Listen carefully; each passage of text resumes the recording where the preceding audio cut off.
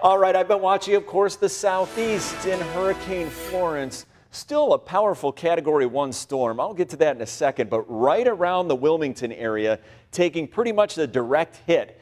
Now, what's going on right around Wilmington, just to the south, the eye is moving on through. Now, when that happens, first of all, the winds are pretty much the strongest they can get with the hurricane, and then they calm down just for a little bit. I'm not saying they go completely light, but they calm down, and then they pick up on the backside of the eye just as strong, but all that debris starts to blow in a different direction, of course. So it's a Category 1 storm. Winds 90 miles per hour sustained near that eye center. As far as wind gusts, 115 miles per hour. Here's one of the problems, though. Look at the movement of it. Only 6 miles per hour. So anyone seeing those battering winds, of course, the heavy rain, it's just slowly creeping on through. So it just goes on and on for hours and hours. Where are the computer models taking Florence? Well, pretty much the center of circulation being tracked into South Carolina. Still some variation in the track there, but either way, it's a slow-moving storm causing damage in a lot of spots for hours upon hours. And look at us. We're completely quiet, and it's beautiful outside. Beautiful sunrise. 57 degrees with a dew point that's pretty comfortable right now, but that is going to be cranking up as the day goes on.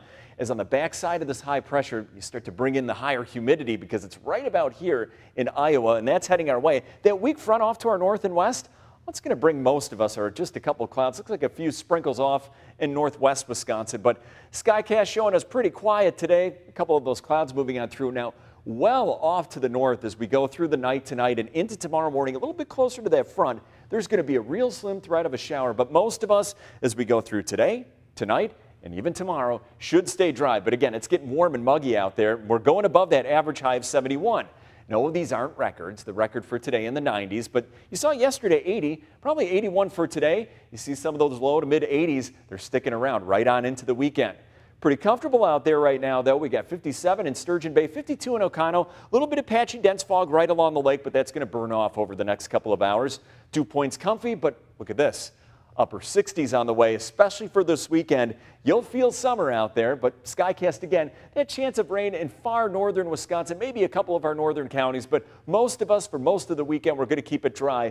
Just a few more clouds today and especially tomorrow morning. 81 today, more humid. A little bit cooler lakeside with that humidity creeping on up as the day goes on. Patchy fog late tonight, and here we go again with that humidity tomorrow. An 83, maybe a stray shower well off to the north. Most of us not affected by that.